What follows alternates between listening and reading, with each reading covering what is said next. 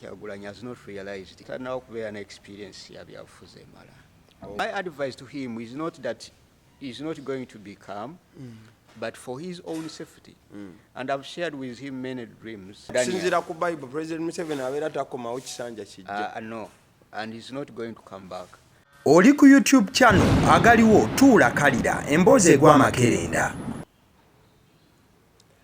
Okuva mu bitabo ebyawandiikibwa buli we wawuliranga nnabbi wamanyanga nti wandibaawo eddoboozi lya Mukama eriri awo oba eriyinza okuba nti liyise mu ye mu buufu obufaananako bwe butyo. Wabula ensi gyezze ekyuka buli lukya abantu bagenda maaso n'okuba nti amaloboozi ag'enjawulo bagayisaamu amaaso n'okulowooza nti kyandibanga tekikyali oba tekikyabeera. Abasiddi omusunsuziri erinnya eryange agaliwo gwe mukutu gwe tuliko olunaku olwaleero ndina omukulu Kalyebi Levi erinnya we n'abasiriterezeza erinnya we n'abasiriterezeza ajja kulyeterereza mu buufu obwo.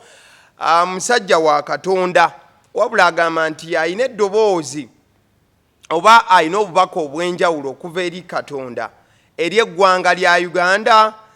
Si ggwanga lyokka wabula erina omukulu His Excellency Bobi Wine olw'ensonga yakutte omumuli gwa opposition n'okulaba nti gavumenti eri mu buyinza Eddy bali ate opposition ekintu ekikwatemu okubeera nti ekulembera bannayuganda. Omukulu gwendi naye awandiise obutabo obw'enjawulo omuli Rebuilding the Last Temple in Uganda, waliwo Tracing Uganda's Presidents in the Bible, the two voluminous Kings, Mukadeke come to future kings compared, the Lord has visited Uganda. Secrets behind the rejection of General MK by his own people, ne obulala bungi bungi. Agenda kuba nti atubuuzaako ebigambo tugenda kubyogera nga tuyita mu buufu obwo. Buuza ku mulabi.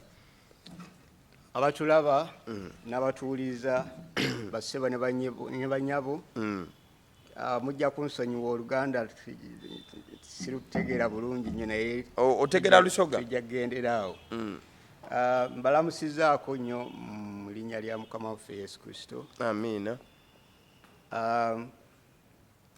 Ndi wano okwogera ku nsonga ezitali zimu ezigenda mu maaso mu nsi ne mu ggwanga lyaffe okusingira ddala. Erinnya nze Kalyebi Levi era nga Mr. Abbas bw'abategeezezza omubaka era nabbi wa Katonda. Nkozesezza ebitiibwa bino olw'ensonga nti nyimiridde mu kifo kya omutume oba gwe twayitanga Yokaana Omubatiza. Yokaana Omubatiza omulimu gwamuweebwa gwali gwa kuteekateeka abantu olw'okukomawo kwa Yesu Kristo omulundi ogwokubiri. Era gwe mulimu gwampeebwa okukola. Saagala nnyo okukozesa bitiibwa ebyo. Njagala nnyo okukozesa oba omuntu okumpita omuweereza wa Katonda. Ekyo kyensingira ddala okuwuliriramu emirembe. Naye ate abatulaba n'abatuuliza mba njagala ate bategeere nti omuntu obubaka bwe mbaleetedde buli mu ttuluba lyakuba nti abutuleetedde mubaka era nabbi wa Katonda. Amiina.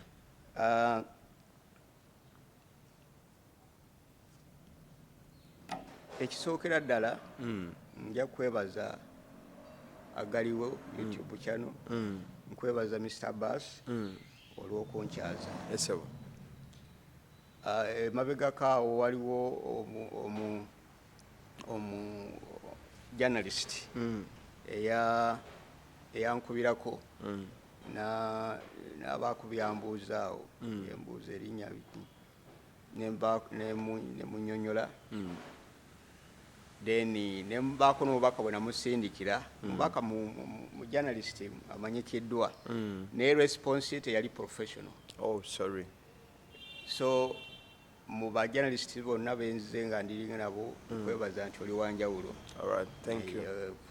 For behaving as a real journalist. Thank you so much. Journalist talina kuba nti asunsula oba yalina okusunsula abantu balina okumanya. Journalist aba talina kuba segregative. Yeah. Yes. Ensonga esooka twagala twogereko eri ekwatagana ku okujingirizibwa okuli mu ggwanga lyaffe Uganda n'amakulu gaakyo. Mukulu wa baasi njagala abatulaba bakitegeere nti ensi yonna n'eggwanga lyaffe Uganda lirina mukama waalyo era nga mukama waalyo ye Katonda waffe eyalitonda era ye mukulembeze. Ekitabo kye tusoma Bayibuli gye tusoma mu kitabo kya Danyeri kitugamba nti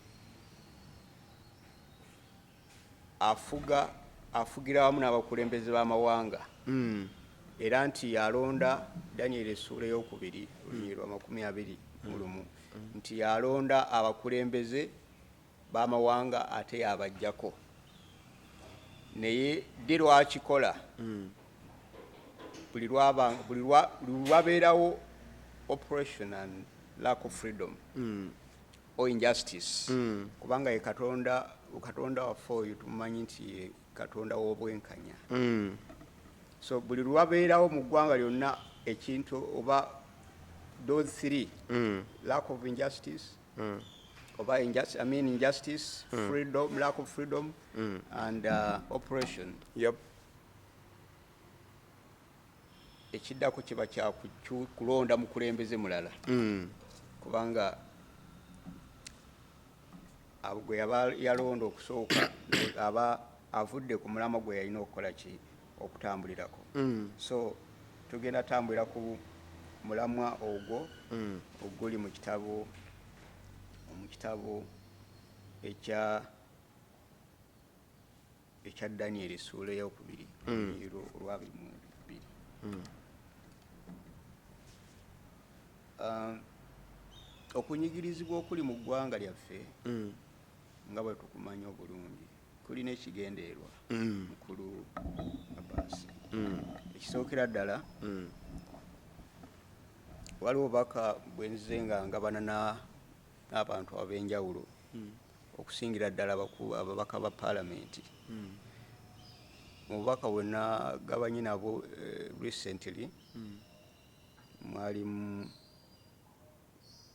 article egamba nti ndowooza tujja gisoma busomi abatuwuliriza n'abatulaba bakole ki bagitegeere bulungi.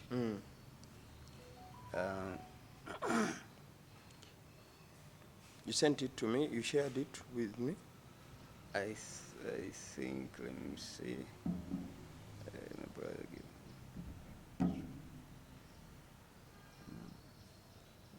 Did you share it with me? I think final, is it final one? The last one, is it the one?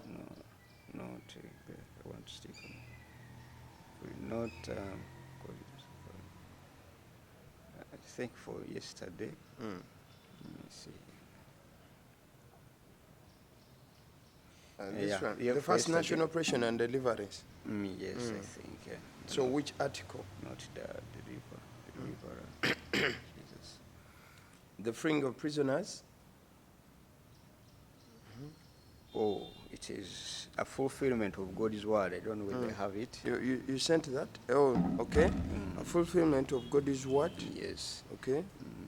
Let's see. We are going to read from surrender. Surrender. That is that is the surrender. That is the only alternative when they face the son of Museveni, the grandson of Kaguta, and the bloodline of Jesus Christ.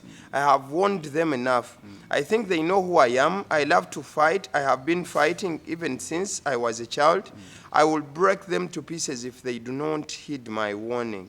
Yes. So when I pandika ku ku warning eno eya General Muhoozi. In that article I wrote and said operation will double towards the close of the kingdom. Towards the close of the kingdom, that kingdom is mentioned in the Bible. We shall reach there maybe. Anti okunyigirizibwa kugenda kwekubya emirundi emeka? Ebiri. And the operation will double in the last kingship. The prophetic parallel this prophetic parallel must come to pass. This was written in 2022. Kino kirina kiteekeddwa okukola ki? Okutuukirira. Why?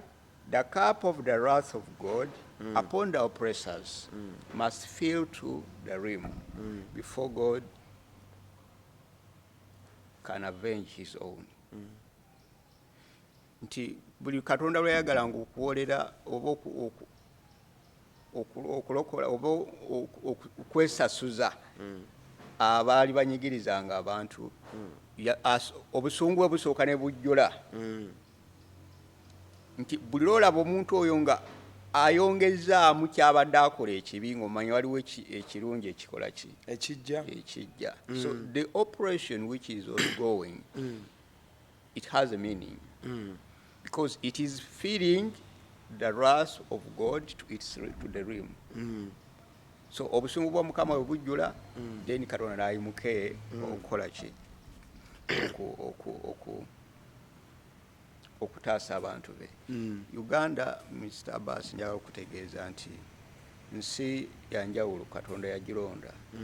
Era ayogera mu kitabo kya Exodus 20 verse 24 nti buli wantu wonna when I recording erinnya lyange, in every place I recorded my name, I will come and bless them.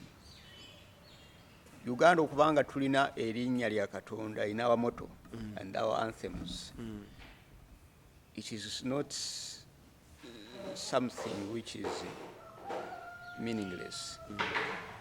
So Katonda ensi yaffe yagironda, alina kyagenda okikoleramu ekyamaanyi ekyensi yonna, naddala mu myaka gino gye tulimu. So erinnya eryo teriri mu moto yaffe for granted without any meaning. So he's watching and is taking steps to deliver the people. Mr. Museveni and the regime are mentioned in the Bible. We are going to tugenda kutunuulira naawe ojja kutegeera nti n'abakulembeze be tulina mu ggwanga Bible yaboogerako. So ebikolebwa byonna byawandiikibwa mu Bible, tewali kipya. Ffe ng'abantu tusobola okubiraba ne tubyewuunya nebigamba ne twekalakaasa naye nga byonna biba byakola bitya? Byawandiikibwako dda. So ekisookera ddala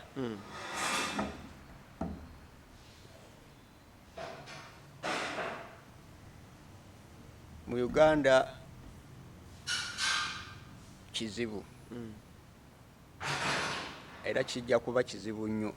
Era nsera nnyo kigambo mubaka bwentera bwe natwaliranga Mr. Kyagulanyi nga ngezaako omulaga Mr. Museveni kikyali. Nayagala nnyo Mr. Kyagulanyi tukwatagane kubanga Mr. Museveni is not a common man. Number one, is mentioned in the Bible. Number two, has a power which no man can break, in our country. Kyova nti teri muntu yenna gwatya ne woba ng'obuze nga oli usamize wa kika ki. Where is Matayo? Good prophet Matayo? Yes. Tali mukomera. naye engeri gye yajjamu n'ebintu byayogera nga omuntu atalina confidence mu maanyi g'alina tasobola kumwatakinga. So such people, Museveni is mentioned in the Bible, and therefore is to be dealt with using the Bible. Woba oli wakwanganga President Museveni olina kukozesa Bible. Yeah, exactly, because is a biblical figure. Tugenda mwogerako. Yajja nga yayogerwako era okumwanganga olina kukozesa the same way. N'engeri gye yajjamu yali was miraculous. Kubanga engeri gye yajjamu tukimanyi bulungi. Yali tasobola kuwangula bwakabaka bulamba naye because Katonda yali naye yalaba operation yaliwo n'amukozesa because yalina omutima ogwagaliza ogusaasira abantu abaali banyigiriza. Just as we see Mr. Kyagulanyi Bobi Wine, omutima ogwo gwalina Mr. Museveni yagulina. So God was with him. Era n'engeri gye yajjamu ngeri mu kisaagirizi naye n'akola atya n'ayitawo. So ekisookera ddala njagala buli wa opposition ategeere nti the man Museveni is mentioned in many places of the Bible, and the Bible says nti the wicked will not defeat him, but he will be destroyed without any human means. Nti tewali muntu oba maanyi ga muntu yenna agali musaanyaawo. I have shared with Mr. Kyagulanyi many times. Simanyi oba ebintu bino abisoma naye nga nasembayo. Bobi Wine wali omusisinkanyeko muntu physically no. Physically no. Then obadde obubaka obumuwanga otya buno? Badde mbutwalayo mu office ze. Era waliwo natwalayo n'agamba yes, he's there right now reading. That was around 2021. Wagendako ku office za NUP? Nagenda emirundi mingi nnyo nga tebalina kuzimba ne wano. Nagenda ngeri Kamoocha. Neno nagendayo omulundi nga gumu. Bwe nali nakava mu kkomera. Lubongo yampitayo ne ndowooza nti I'm going to meet him. Naye saasobola lunaku baalina okusabira abasibe naliyo naye era saasobola because that is when they had a meeting we balondera Joel Senyonyi as the law. So ebiseera ebyo saasobola mu meeting naye mu bubaka bwenzize nga muwandiikira mubaddemu ekintu kyenzize nga nkiddiŋŋana nti talina kuteeka nnyo trust mu nsi ez'amaanyi. Nti Bobi Wine talina kwesiga nsi ziri ezitusingako amaanyi. Lwa nsonga emu nti waliwo Katonda kyayagala okukola mu nsi naye ng'akozesa eggwanga lyaffe Uganda. Kubanga ekiseera kye tulimu kiseera kya nkomerero. Ebintu ebigera mu maaso birina okutuzibula amaaso nti ekiseera kiweddeyo kirabika Katonda waliwo kyayagala okukola mu nsi. So agenda kukozesa eggwanga lyaffe nga bwe yakozesanga amawanga gali Israel. Agenda kukozesa eggwanga lyaffe kubanga erinnya lye mweriri muno naye nga atandika kati ku mulembe gwaffe. Nemugamba nti aleme kwesiga bazungu oba aleme kwesiga mawanga ago kubanga tegagenda mukola ki. Then oyagala akola atya? Tagenda muyamba. Ekisookera ddala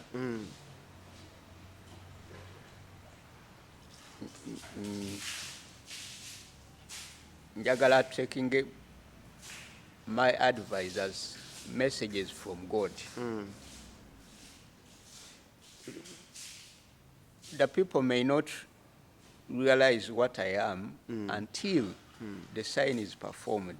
Yep. As I told you about the sign. Yep. And ngenda kusaba to let the people know about that sign. Yep.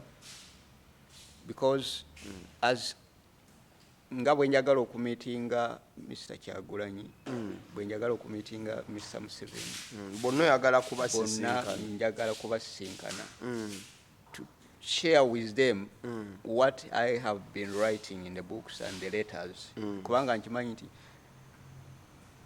the messages do not reach them sometimes. Yeah. But can we get a little bit of what you would like to share to these two honorable people? The message that you would want to share with Bobi Wine, can we at least get a little bit of it? And at the same time, can we get a little bit of the message that you would want to share to Mr. Museveni, the president? Because someone out there that is watching would want to know, at least someone who would help you reach these people would want to know exactly what is the kind of message that you want to deliver to the two of them. Yeah. Doza tutandike ne mwami Museveni, President Museveni, bubaka ki obo kale newo wadde tuwadde ebitundu 10 ku kinne waakyo, newo bw'obutali kale bwekusike nnyo, bubaka ki bwe wandyagadde okumuwa mu layini ey'obunabbi bw'olina, bubaka ki bwe wandyagadde omuwa bweba warning oba bubaka bwe buliwo? Tutandikira wa mwami Museveni. Obubaka obusooka eri president bufaana n'obubaka nabbi Eriya bwe wawa president wa Israeli baali bamuyita Akabu. Yamugamba nti yita abantu b'ensi eno bakuŋŋaane bajje gye ndi balabe ekitiibwa kya Katonda, kubanga Katonda yali amuwadde omulimu gw'okukola to destroy obusamize obwali mu ggwanga eryo, naye yali alina okukikola mu maanyi ga Katonda. So yayita eggwanga lyonna ne bakuŋŋaana ku lusozi Karumeli, naye nga president yalagidde abantu bakole batya, bajje bakuŋŋaane balabe ekitiibwa, balabe amaanyi ga Katonda nga akozesa omusajja oyo Eriya. So Katonda atugamba nti Eriya kye yakola mu kiseera kiri kigenda kuddibwamu. So that sign is similar to what Elijah did. So President Museveni obubaka obusooka bumusaba okuteekawo olunaku olwo ekyamagero ekyo bwe kigenda okukolebwa, kubanga twagala tukozesa ekisaawe ky'eggwanga. So the president must be aware nti before the people can listen to the messages, there must be a sign to be performed. Buli nabbi yenna bwe yajjanga yasabanga Mukama akabonero, kubanga abantu baalinga tebasobola, kubanga abantu bangi boogedde mu linnya lya Katonda, Matayo baani, tosobola kutegeera who is speaking for God. So ekisookera ddala bannabbi kye basookanga okukola kwe kusaba kabonero eri Mukama waabwe ke bagenda okwogera, okukola abantu balyoke bategeere nti yes, this is really a prophet of God. So it is the president to announce that day and call people nga message bwegenda okukirambula obulungi. That is the first message, the president. Number 2,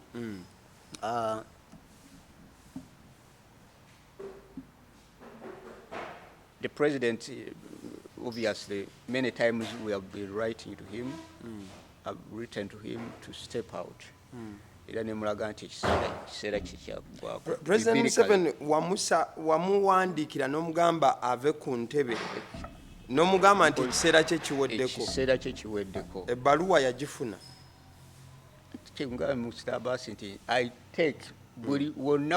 Ebbaluwa eyo wagikwasaani? Bwe nagitwalanga ku ofiisi ye wano Parliament, nentwala ne ku State House Entebbe. And they received the letters? They were receiving and they were stamping. They were receiving and they were stamping. So I don't know whether it's reached or not. so obubaka bwe obwokubiri bwakumugamba ave ku ntebe bwali baddenga obwasooka just awo nkayisizaawo buyisa naye kati obubaka obusinga obulala obukulu bwa kutaba basibe mu ggwanga obubaka obusinga obukulu bwa mirundi emeka obukisookera ddala to set a day for the sign of God, that the people may prove his messenger. Kubanga ne bwenjogera okuva ku makya mpaka kawungeezi abantu bagenda kutwala ebigambo byange as a political activist. Oba nga badde batera okumpita kati olunaku olwo lwosaba President Museveni ategeke ani agenda oku presiding over whatever that will happen on that day. On that day? That day is specifically for God to reveal his glory. So si lunaku lwa byabufuzi sikwogerako byabufuzi lunaku lwa, and the revelation will come through it is that which day, person you are going to hear what Okay. will take place in that day, on that day. So ensonga eyokubiri yakuta basibe mu ggwanga ekyo nkiwandiise ebbanga ddene era nali nakafuluma mu komera bwenti obviously nafuluma n'ekitabo kinali mumaze okuwandiika. Finally the Lord has visited Uganda nakiwandikira mu komera era bwe namala okiwandika bwenti nenkitwalayo neera ekitabo wakiwandika n'okitwala mu State House. Yes. Nenkiteeka wano mu office wano Parliament era nenkitwalayo neeri and they received it. Naye doubt yange eri nti the president does not receive such messages. So bwabanga guno omukisa Katonda akitesitese nti asobola okubufuna oba okuwulira, then I want him to specially organize that I can meet him and explain these things to him. Kubanga ensonga ziri bbiri enkulu. Abasibe bonna tulaba nti abantu boogera ku basibe ba political prisoners. Katonda si kyayagala. Katonda yagala abasibe bonna mu ggwanga bakole batya bateebwe. Okusinziira ku ggwe eddoboozi ly'ofuna eri Katonda buli musibe ayina abasibe bonna bateebwe. Kubanga Katonda kye yajja okukola yajja okusonyiwa abaki aboonoonyi. So agenda kikola mu ggwanga lyaffe. So akalinga katego kamutezo manyi Musa bwe yali adiringa ne Falaawo yajja technically. Katonda mugezi, ekitabo bwe kitugamba mugezi nnyo, talwana na takozesa maanyi, yakozesa magezi ge. Yajja n'akatego n'akatega Falaawo n'amuleetera ekintu Falaawo kye yali amanyi nti tasobola kikola ta abaddu abali mu nsi eyo ng'ate abaddu abo they meant a lot. The slaves were wealthy to Egypt. Naye obubaka bujja nti Musa abagamba nti abantu abo bonna bate. Falaawo nagamba kateeka abamu nagamba bonna bakole batya bonna bate bagende. So it was a trap kubanga Katonda yali atandise okununula abantu abanyigirizibwa muli naye yajja nakatego nagamba nti bw'otakikole omwana we agenda kufa. So kyali kizibu nnyo eri Falaawo kukikola kubanga kyali kitego, kaali katego. Kubanga Katonda teyayagala akikole, ensonga lwaki yaleeta ekintu ekikaluba ng'akimanyi nti tasobola kikola amukwatira awo. So akatego kateze Mr. President, Mr. Museveni, number one, okuta abasibe mu ggwanga. N'ekyo kisobola okujja oba oli awo ng'amaze okulangira olunaku luli n'ategeera nti omusajja amugamba ebintu ebyo is genuine. kyalina okusookera okukola to set a day for the miracle to be performed before the people. Balyoke bakitegeere nti yes, there is a messenger who is bringing a message from God to us as Ugandans. Ndowooza kankomyawo ku mukulembeze w'eggwanga. Okay, then tugende ewa His Excellency Bobi Wine. Bubaka ki bw'olina okuva eri Katonda nga bugenda wa Bobi Wine? Wa Bobi Wine, Mr. President, I encouraged him since 2021. And I know Sagala losing courage and hope. Just as God used Mr. Museveni, he's going to use him. He's going to use him. Katonda nga yakozesa President Museveni era agenda kukozesa ne Bobi Wine. Exactly, because government ngantandika nti he chooses kings and removes kings. But for what purpose? For freedom and oppression.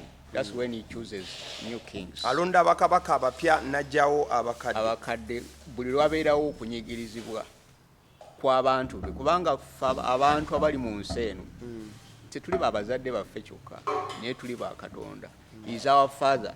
So gwe nga bw'owulire obulumi nga omuntu munno anyigirizibwa ate Katonda ayinza okubaakubyaamu emirundi gye sitegeera kubanga ye musaasizi naturally ye nga ye musaasizi.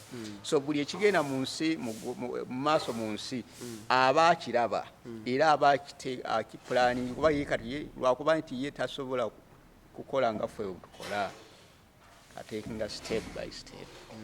So it is the right time to deal with the oppression in our country. He raised him. Era Mr. Kyagulanyi we yajjira mu linnya lya Katonda. Yajjira mu linnya lya Dawudi. Nga Dawudi against Goliath. So nakimwagalako ne nkimwencouraginga. Naye teyasobola kukwatagana tetwasobola kukwatagana bulungi kwewa magezi.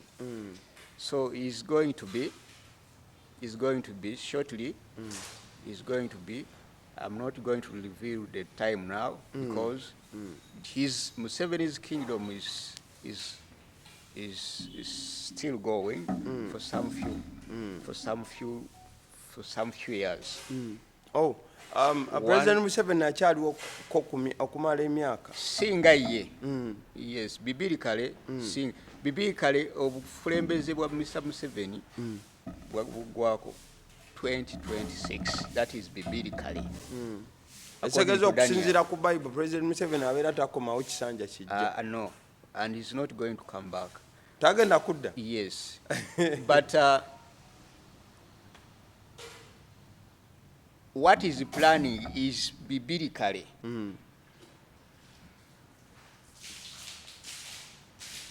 Preparing his son is biblical. So kyakola bamala dokyogerako kyawandikibwa. So it is from his son that Mr. Kyagulanyi will become a president. It is from his son that Mr. Kyagulanyi will become a president. And people may not realize it right now, that the son is already a king. Abasinga tebajja kitegeera kati. Abasajja abo mbagalako ekintu kimu. They are intelligent.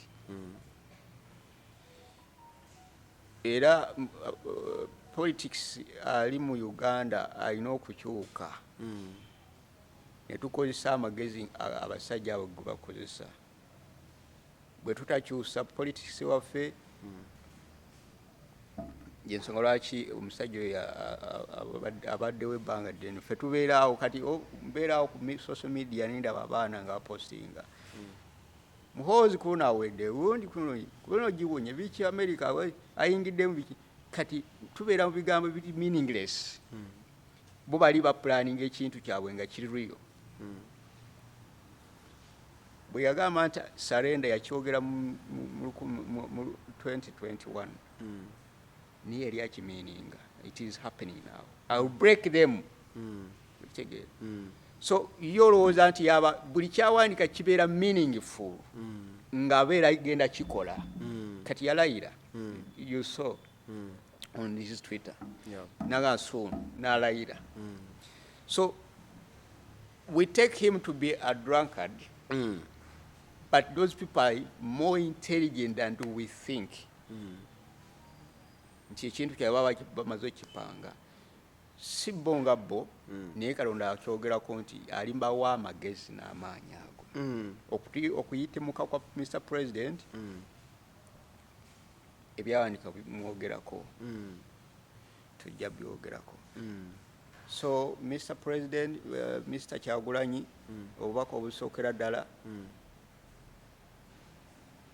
to keep calm. Keep calm. Babawadde asigale nga mukakamu. To keep calm. Era amagezi genamuwa agagendereko. To flee from Uganda for a while. Kubanga njagala okutegeeza Mr. Boss. Oyagala Babawadde asooka ave mu ggwanga. So si kuvaamu nti kyeyagalire. But for his own safety. For his own safety. Kubanga a real enemy of someone cannot be near him. Okujjako nga babeera mu katemba waabwe. Naye ng'omulabo omutuufu yennyini. Bakabaka si Museveni yekka. Si Museveni yekka. Omulabe w'omukulembeze w'eggwanga amubeera okumpi babeera mu katemba. Mr. Museveni, when he was fighting Obote, yaliriddawo. Yali alwanisa Obote. Yaliriddawo.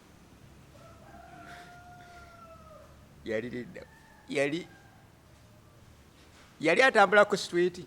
Nodda. Kubanga Obote yali akimanyi bulungi nti this one is real. Yadde nga teyakitegeerawo mangu. Naye yakitegeerawo this one is real, agenda kuntwalako eki. Obukulembeze. Kati tosobola kutambula ku street ng'omuntu gw'olwanyisa akimanyi bulungi nti you are a real enemy.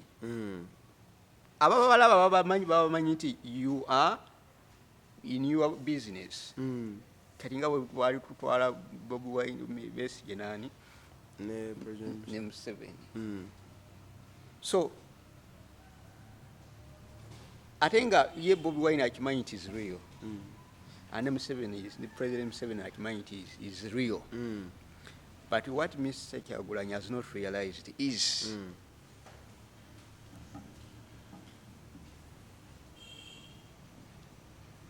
ndowooza talinawo kubeera ne experience ya byabufuzi emala.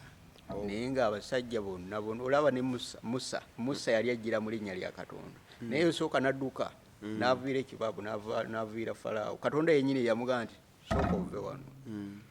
Falaawo yali amunoonya kumutta. Era singa yalemera mu Egypt yali musse. Naye yasooka n'adduka n'agendako mu ddungu n'abeerayo akaseera n'alyoka akomawo. Oba ekintu ekibanga kikyo tewali asobola kukikuggyako ne woba ofa otya. So my advice to him is not that he's not going to be calm, but for his own safety. And I've shared with him many dreams about him. And I've published those dreams. You've been dreaming. You've been getting dreams. Yes, I was shown in a dream. Nga Bobi Wine abasajja bamukubye nga bamusitula busituzi wati nga amagulu gonna baagamenya. Wakirootako ekyo? Yes. Nakirootako nga sinaba nagenda mu prison. Nenkipuwandiikira nenkimutwalira. Nenkinkuludinga mu bitabo ebyenjawulo era nenkimutwalira kuba nakiddinga n'emirundi mingi. Nenkimutwalira. Ndowooza yakisoma oba teyakisoma saamanyi simanyi. So waliwo ekyamutuukako ekyali kyefaananyiza kiri bwe bamukuba zi bullets zino eza rubber ku kugulu. Abasajja ne bamusitula. Ne ndowooza nti kyekiri. Kino just kyefaananyiza buki? Bwefaananyiriza. Kubanga kinalaba kyali so deadly.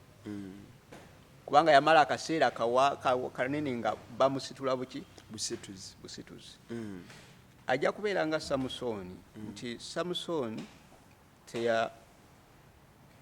teyeprotectinga.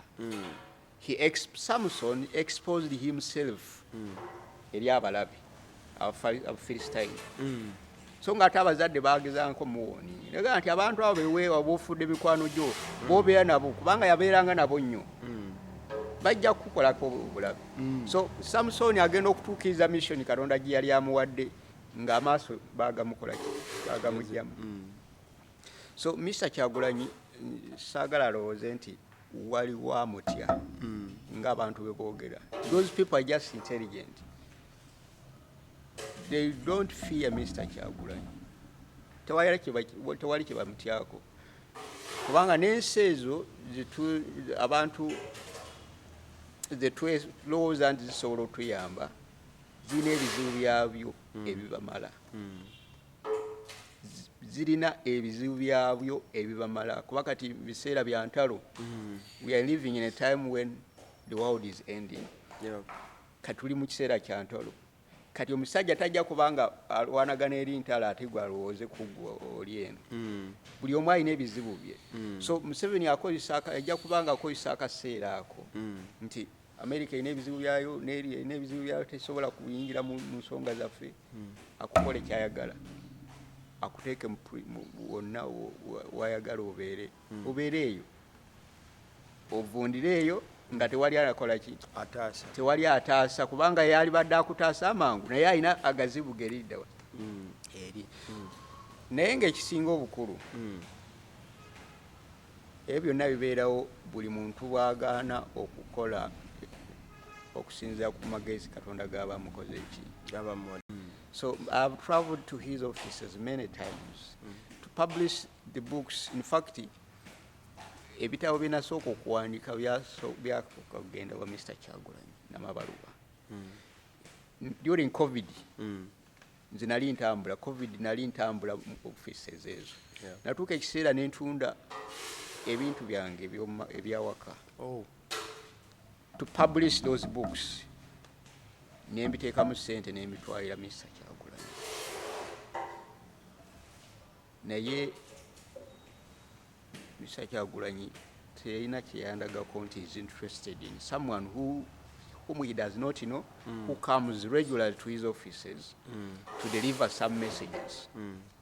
Nti oba nti mumuyite, let me give him something for his appreciation kubanga waliwo kye yawandiikako n'agaa nti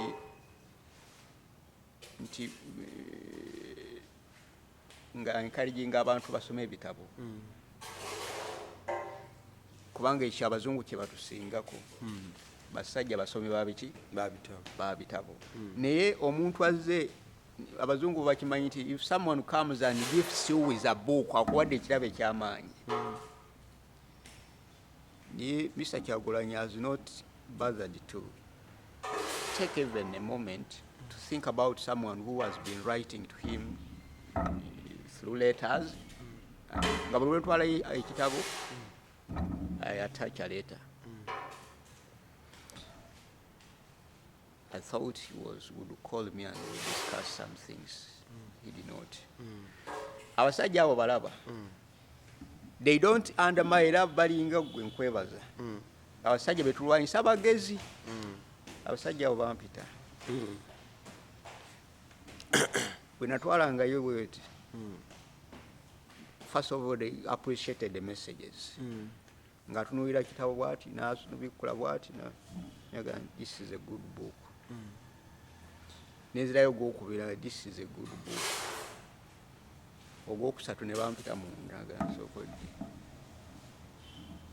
Bitabo bino bw'oba obiwandiika obeera mu mbeera ki ayagala kutegeera awandiika ebintu bino yaani otegeera yaani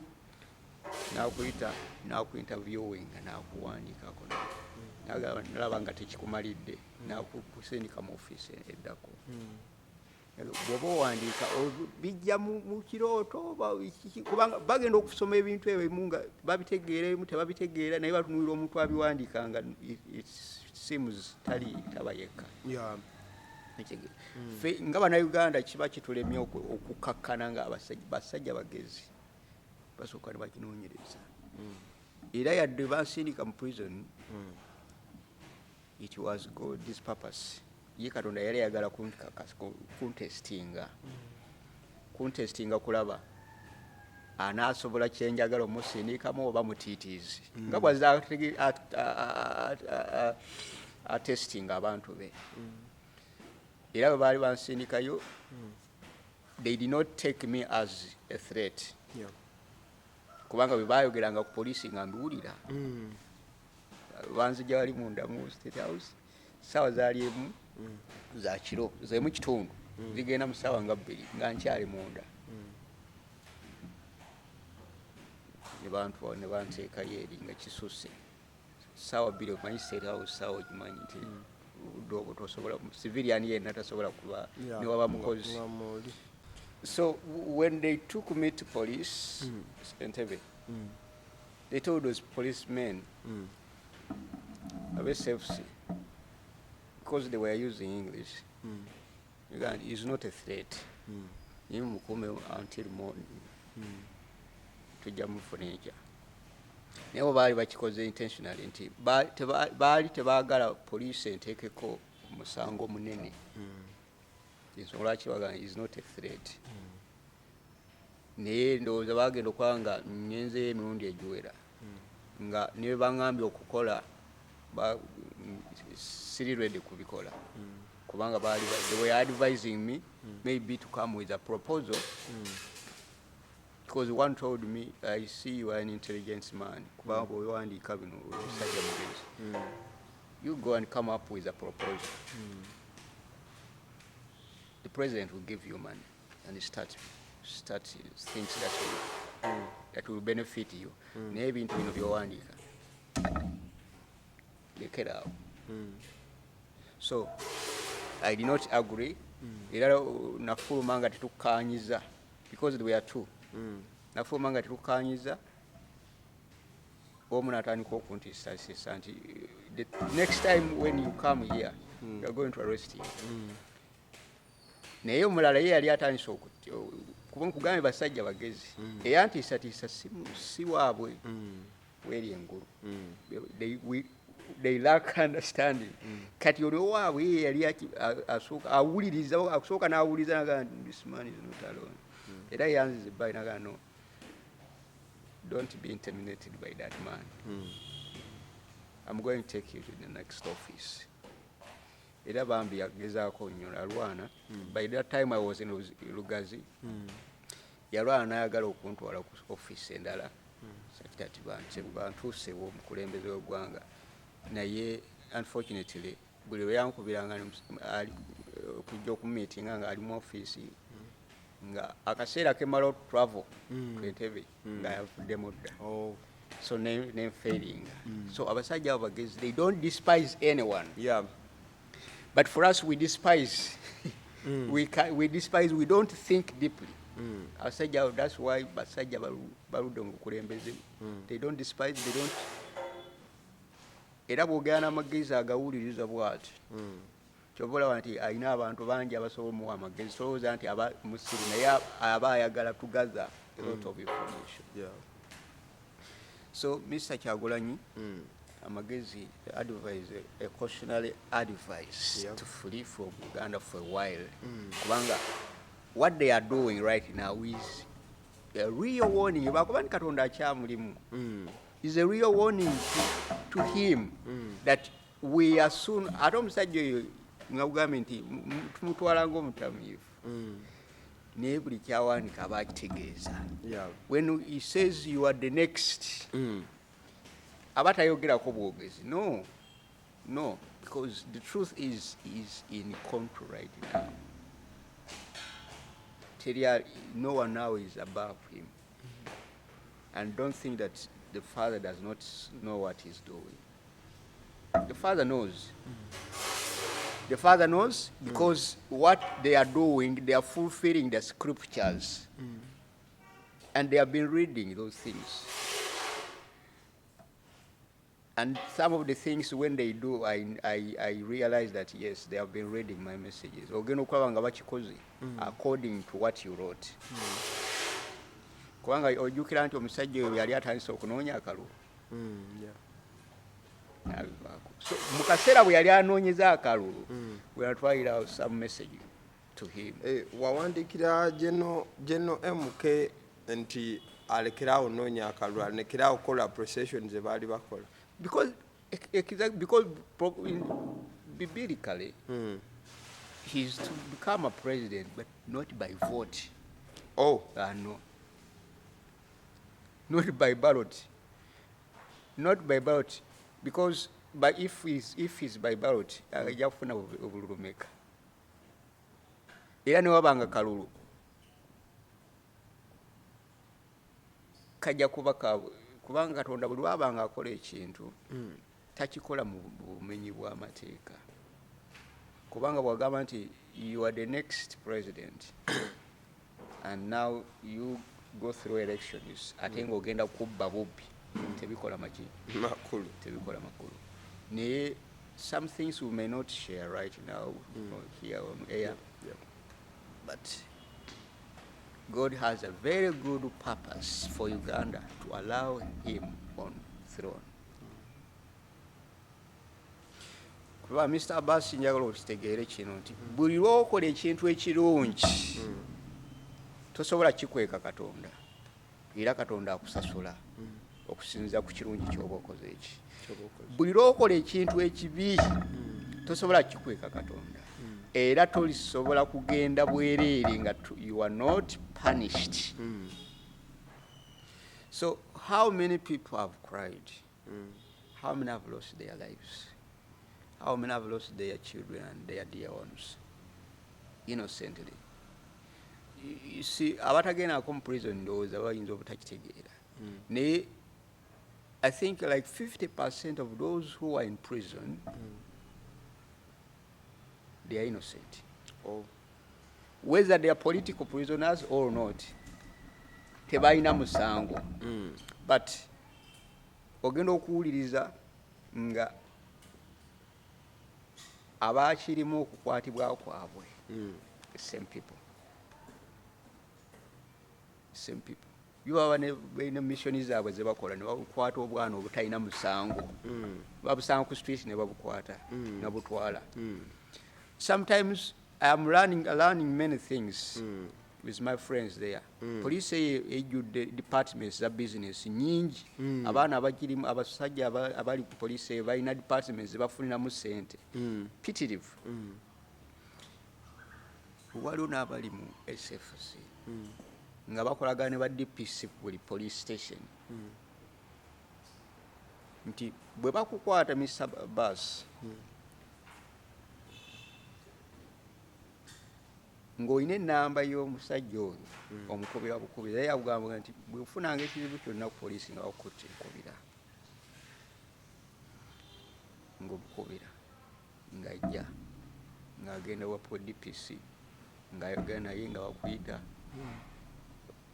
olina ssente meka nti sirina ssente, bw'oba tolina ssente ng'akuteerawo tebakawa mitwalo ameka 3 nga bakuteerawo ssente nga mukola endagaano olina ozisasula ate oyinza okuluma omusajja wa SFC tosobola.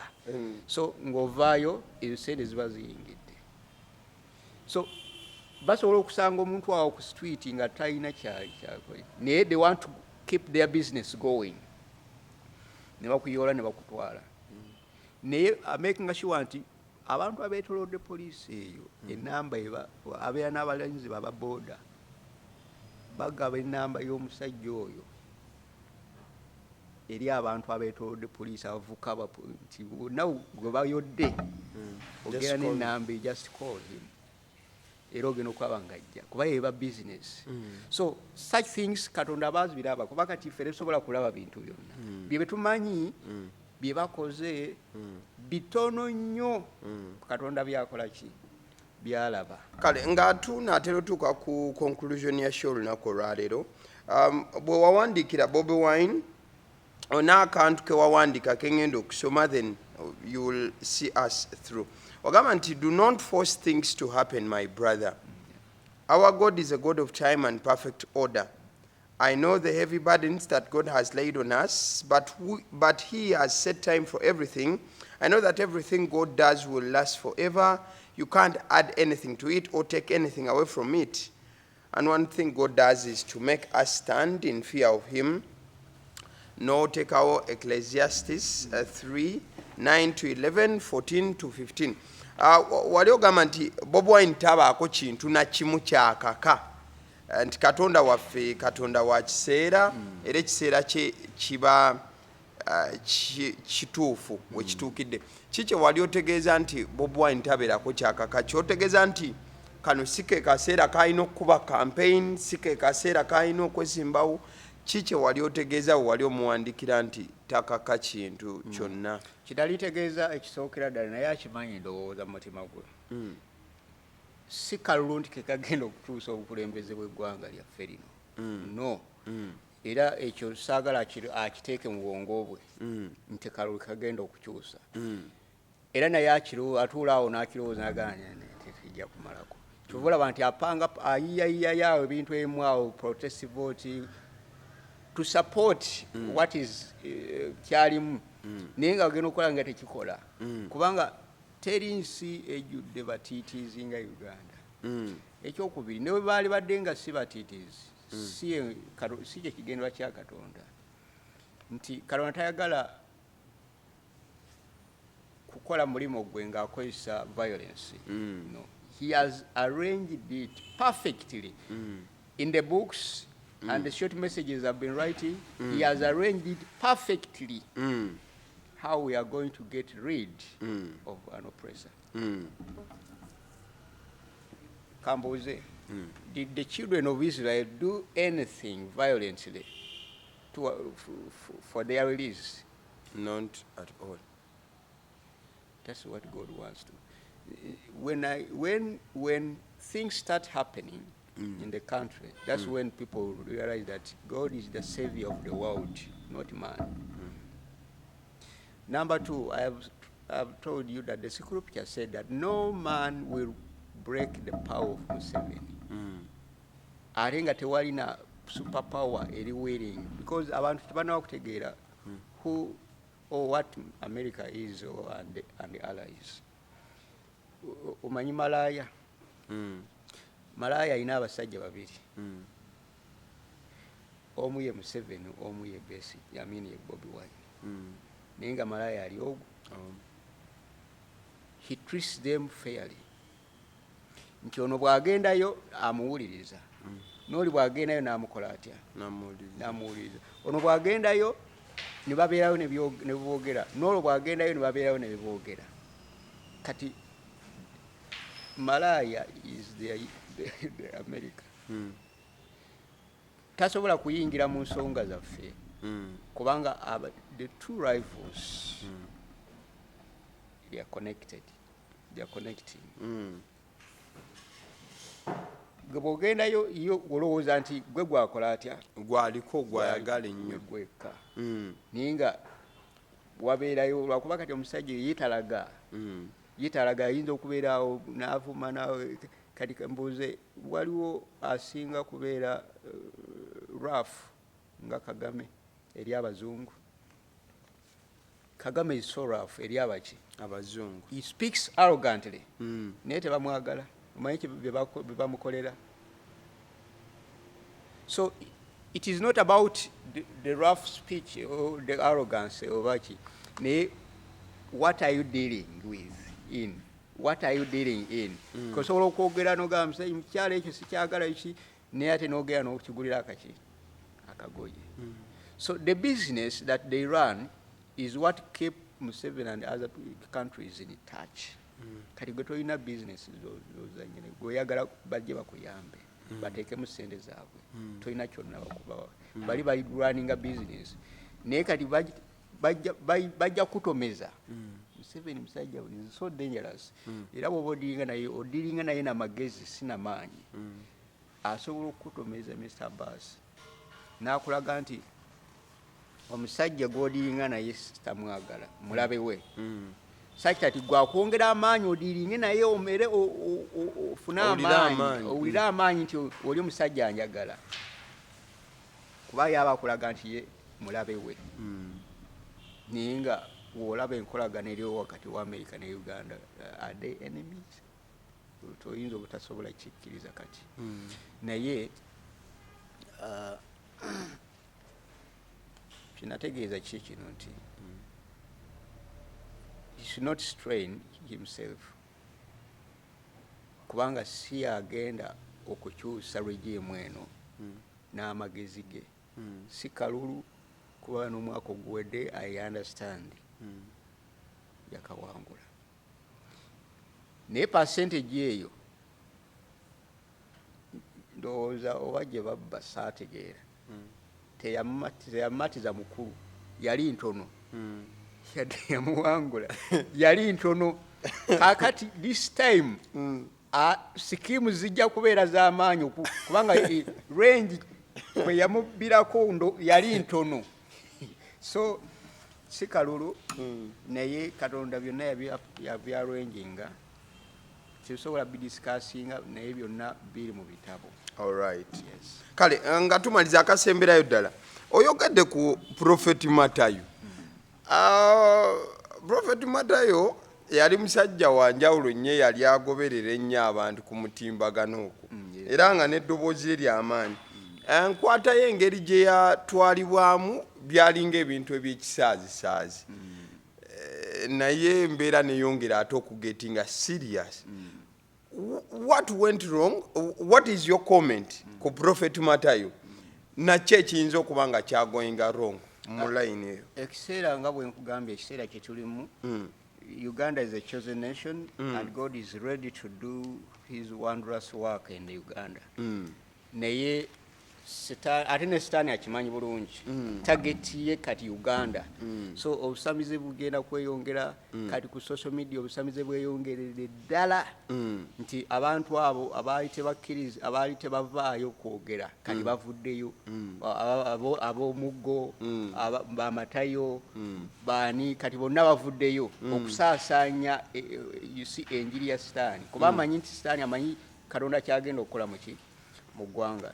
So department eyo mwe mujira Matayo that is Baal. You may not understand that is so Nabi Matayo was a Baal prophet. Baal because Baal was nature was baali tebakkiriza mu Katonda wa waggulu baali bakkiriza mu nature amaanyi g'obutonde kati Matayo ali mu department eyo amatiza abantu nti ebintu they exist not by creation but by that power that was Baal.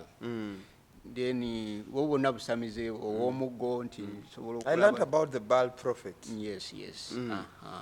So that is the department Matayo mwali muyajira abamutegeera kubanga tasobola kubanga you are real prophet of God nga tokkiriza mu ddiini oba mu Katonda tokkiriza mu Bible kati obeera nabbi waawe so that is Matayo yeesiga nnyo amaanyi ge kubanga muntu yenna bw'abanga aweereza Katonda oba sitaani abeera confident nti amaanyi ge gamumala so he attacked n'atandika okwogera ku Museveni ng'amanyi amaanyi ge gamukola ki n'atamanya nti naye gyali kuba omusajja in fact yakyogera n'okyogera nti teri mukulembeze ajja ku bukulembeze nga teyeesiga kimala maanyi ge so abakimanyi bakimanyi nti that man there is strong via that so namukwatako kati yamanya nti amaanyi ge galiriddawa nti nga Samusoni gali mu nviiri nti ye tibamuggyako era nawulira juuzaawo nga Kalula ayogera nagaa nti amaanyi gasinga bagakendeeza kasita bamuggyako ki enviiri amaanyi ga Prophet Matayo gali mu nviiri ndowooza tomufolowinga nnyo abantu bwe batu bavaayo ngezaako bafolowinga okutegeera eggwanga weerituuse so enviiri ezo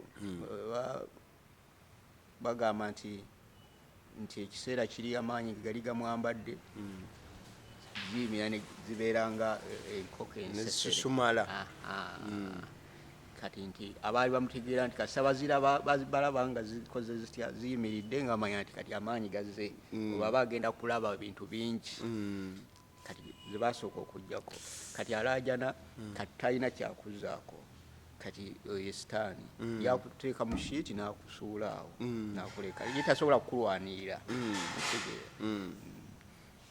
so abantu bwe bato tugenda okudiringa nabo ekkololo buli yenna alimbye abantu b'eggwanga lino mu linnya lya Katonda n'amaanyi agatali ga bwa Katonda bantu betwagala okudiringa nabo mu kisaawe ekkololo bannabbi bonna ab'obulimba abasamize n'abalogo message eyo nja kusaba ogizanyira abantu bategeere ki ekigenda okubeerawo mu kisaawe ekyo singa omukulembeze w'eggwanga aba akikoze eki aba akikkiriza. Kale tweyanza nnyo mbadde n'omukulu nabbi Levi agamba nti ye tayagala muyita nabbi agala muyita mutume wa Katonda muweereza wa Katonda ebigambo byebyo ojjamu kyojjeemu kyotakkiriziganya nakyo osobola okukireka wabula obubaka bwosobola obuteeka mu komenti awo obaako nekyomwemulugunya wetuli batufunye omukisa okuddamu okuba nga tusisinkana awo wetulitandikira abasidi omusunsuzi erinnya eryange agaliwo gwe mukutu kwe tuli mubeere bulungi mwebale nnyo mwebale ddala.